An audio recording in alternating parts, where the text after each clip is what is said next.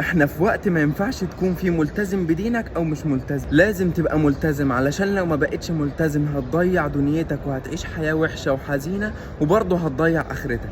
انت حرفيا لو سبت نفسك هتلاقي نفسك عايش في ميكس عجيب ما بين معاصي وما بين ذنوب وما بين شهوات، وهتلاقي نفسك بتتسحب في كل دوت من غير ما تاخد بالك. هتطلع من شيطان عايز يوديك في داهية هتلاقي نفسك بتخش في معاصي خلوات، هتطلع من المعاصي الخلوات هتلاقي نفسك بتخش في صحبة سيئة، هتطلع من الصحبة السيئة هتلاقي معاصي في كل حتة، وده كله من غير ما تاخد بالك ولا حتى تدرك بأي حاجة. يا جماعة الموضوع خطير، وهتلاقي دي بتسلم دي بتسلم دي، وهتلاقي نفسك في مشكلة كبيرة. والمصيبة الأكبر إن لو ربنا ختم لك على كده أو دي بقت نهايتك. أنا عايزك تفهم يا حبيب قلبي إن كلنا بنعمل ذنوب، بس الشاطر فينا هو اللي يغفر الذنوب دي أول بأول بالتوبة. لازم تتوب لربنا سبحانه وتعالى من الذنوب اللي انت بتعملها أول بأول.